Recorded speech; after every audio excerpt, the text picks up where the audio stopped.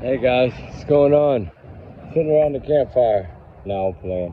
I've been burning some brush. I had to get a bunch of firewood together so we can have some good fire chats again. That wood I have is so old that it just, from last season, it rained so much, I guess, that it made it so smoky it's hard to even light. So I got some good wood together today, and I just, the Sebastian case, a lot's been bugging me, and I started to talk about it a little more than I usually do.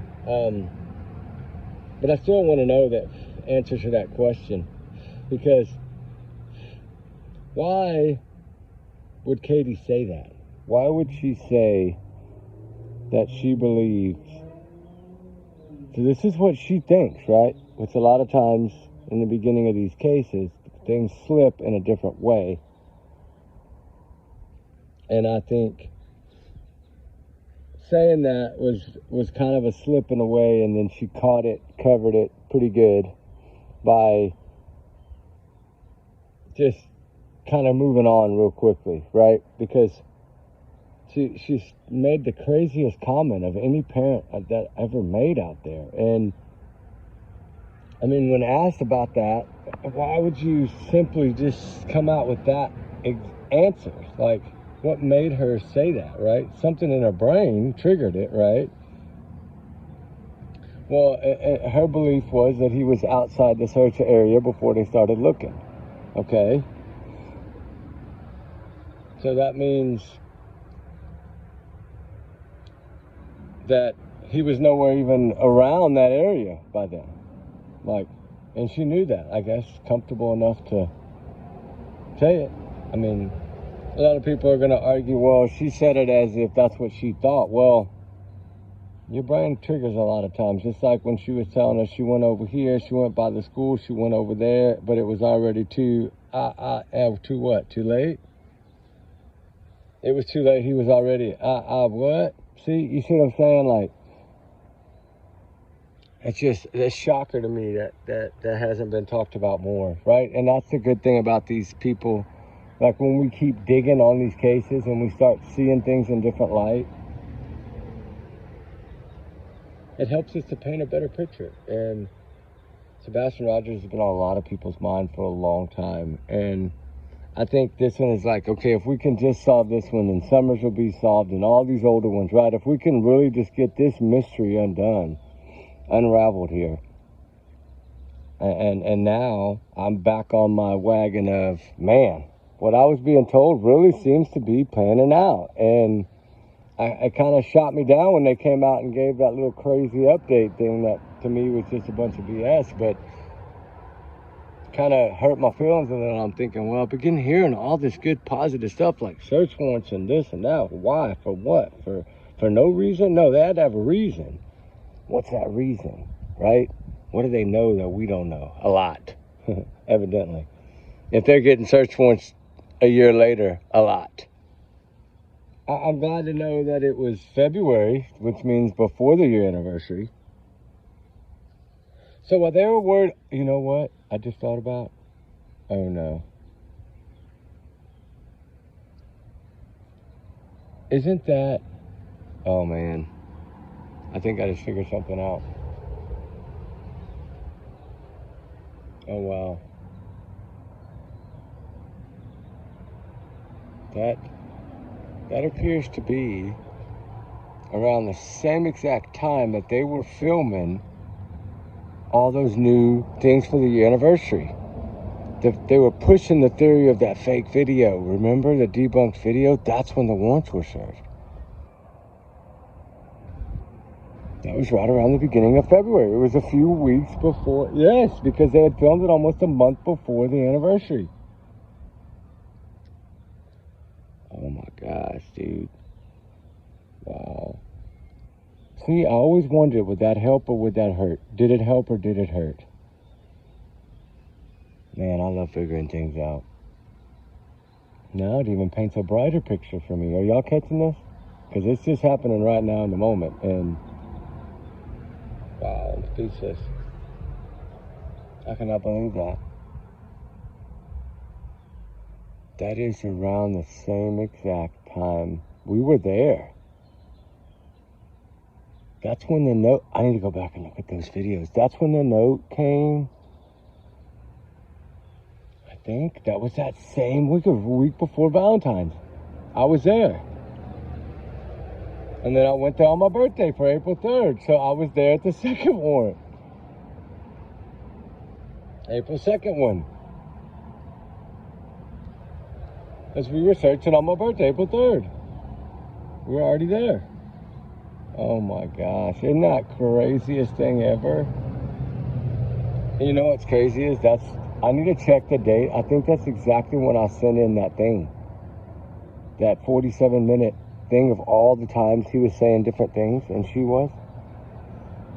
That kind of hit me as probable cause. I need to go check my emails. Oh my gosh, that is insane. And then remember I got those random emails that time? I don't think they were supposed to be linked to me, but that's when I really got excited. I was doing a video when that happened. And I almost said, well, I did say too much. I couldn't post that video because I read everything off to y'all because I was trying to give y'all what I was getting, not thinking I should read it first.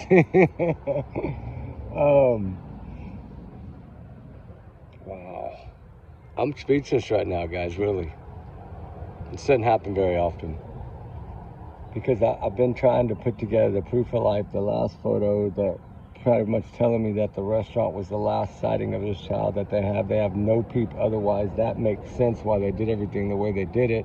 Why they really kind of said they didn't think he was in that house or ever could have left that house, was ever there to even be able to leave that house.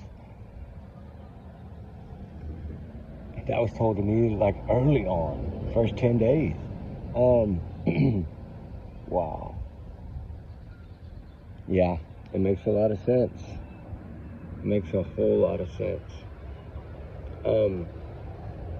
They seem to have a pattern of doing everything early in the month.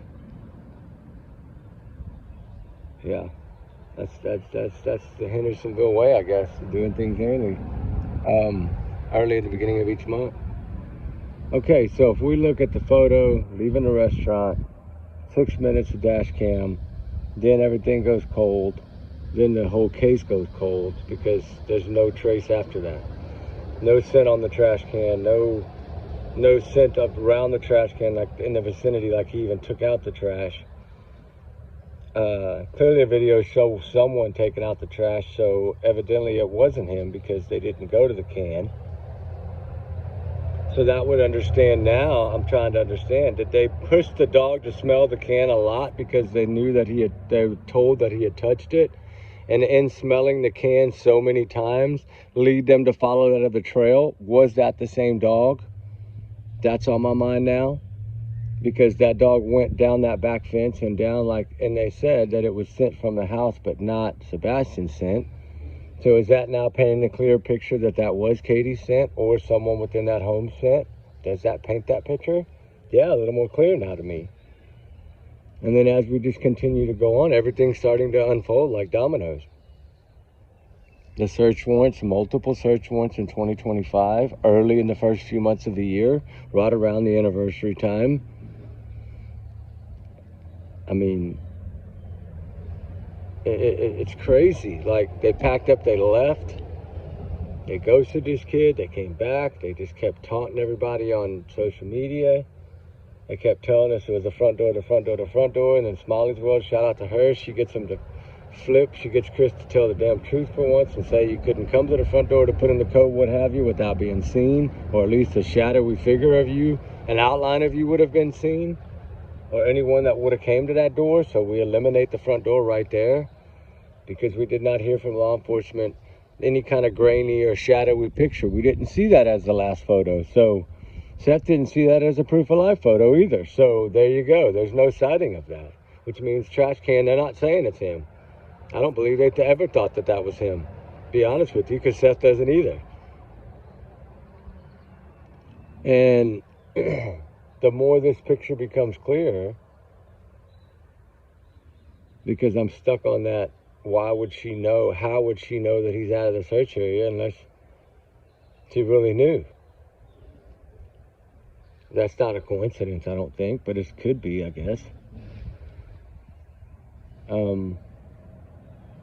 It's just so many things, right? Look at it, how it's going. There's so many things. Wow. This is really big, because this is becoming a big deal now that you can go find this out there for the February 7th warrant, right? And you call it a rumor, call it gossip, I don't give a damn. It would not be confirmed in that way on that website if it wasn't confirmed. So that's how I see it. Now, maybe there is a rare possibility that it's an error or mistake, but I don't think so. The April 2nd one we heard for ourselves on the damn radio, police scanner. So, I mean, if somebody could go back and check the date of February 7th and find that one. I mean, you know, I don't know. It's too hard to, and we're trying to put it together, but I mean, now it does look a whole lot clearer of a picture. Like, that's why she was so nervous at the restaurant, because she was fixing to have to give her son away and she knew it. That would put a lot on someone. That would explain that emotional toll, that stress, that scared, that fear, that, like, I don't want it to be time. I don't want it to be time. Slow down, clock. Slow down, clock. I don't want to give my son away type stuff, right? I'm not defending the woman. I'm saying that if that would explain that antsiness, the looking around. What am I not leaving in time? Are they coming to hurry me up? Or is she waiting for somebody to drive by as a signal? I don't know. Well, when we drive by twice, you know, all right, come on. I don't know if there was a signal, if that was.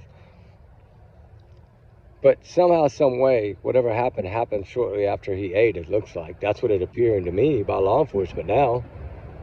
That's why now I understand that they could come out here and try to debunk that video about the headlamps of the Tinkerbell flashlight video, because they know that something happened way before that time. So that would kind of lead to my example of that was a dummy run. That was something Katie and Chris planned quickly to make it look like this kid left the home.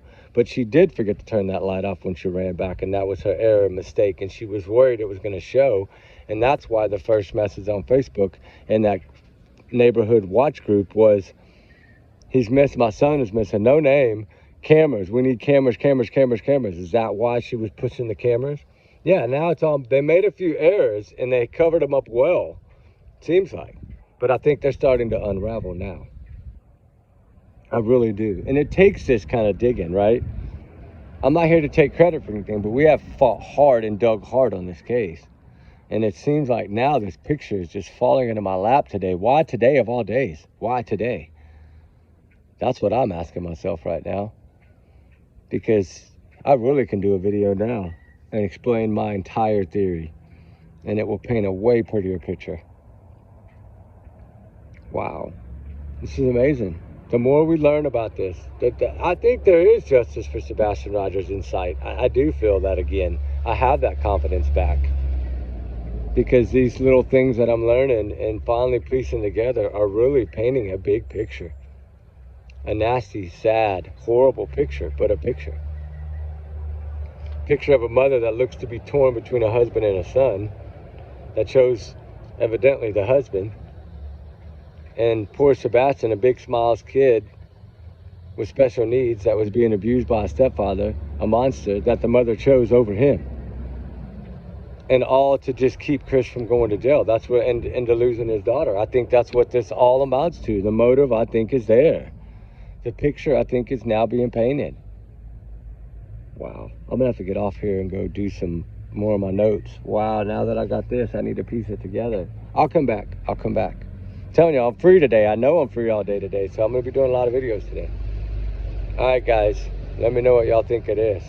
I'm starting to paint this picture, I think, slowly. I don't want to drop all the bombs at once. But what do y'all think? How did she know, right? Or is that just really her guess? Did she honestly just guess that? I don't believe that, but it's possible. I think in my mind, she's telling us little things on accident. And some of them almost completely slipped. Some of them slipped, but she was able to redivert them and cover them. in a better way. Chris was watching her back the whole time. So yeah, I think the picture is finally coming together, and I do got to go work on this. I'm dead serious right now. I'm fixing to stop burning brush and everything and go work on this, because I really think we might have just found another big piece of a puzzle. Proof of life photo, nervousness, lies, inconsistent stories, everything suspicious, foul play to not foul play to foul play to not foul play to we can't rule it in, we can't rule it out. We don't even know if this kid was here to leave. Was he here to leave? Was the flashlight video them moving him out of the home? There's so many things we can look at, but now that we have more answers, we get to look in a more of a straight line to me. And that's the goal today. All right, guys, we'll come back. Y'all's comments, y'all's alone, not to reflect the channel. We do our research together because we're a big heart little family. Trigger warning is times 100 times 500 billion on this one. Everyone is innocent until proven guilty in the court of law. We know this, right? Don't take my word for it. We know this. And allegedly, some of these are my thoughts and opinions. I have to say that. Y'all know that. I don't want to. I have to. So take it as a grain of salt. But this is facts and fiction. But it's not really fiction. It's just my opinions and what I'm piecing together, like pieces of the puzzle. So keep that in mind as well. But anyway, my question now is, how did Katie know? Or is it a coincidence? Time will tell. It always does.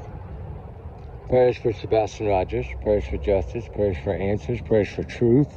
In all these cases as well, not just Sebastian, all the missing ones. We have a new little melody that the mama, I believe, knows exactly what Katie knows, exactly where this child is. And we have to keep fighting and try to find the answers. If not, then they get away with it and they go on their merry life, or maybe they're innocent altogether. Who knows, right? I think time will figure that out. Anyway, Sebastian Rogers, we're still fighting for you, buddy. And your cat's still here somewhere running around. Little Eye of the Tiger. It's not little anymore. Getting big. I think it is a boy. Getting big. So we have to keep fighting, see if we can bring this boy home. All right, guys. Y'all have a good one. Like I said, we out. We love y'all. Be safe. Be good. We'll talk soon.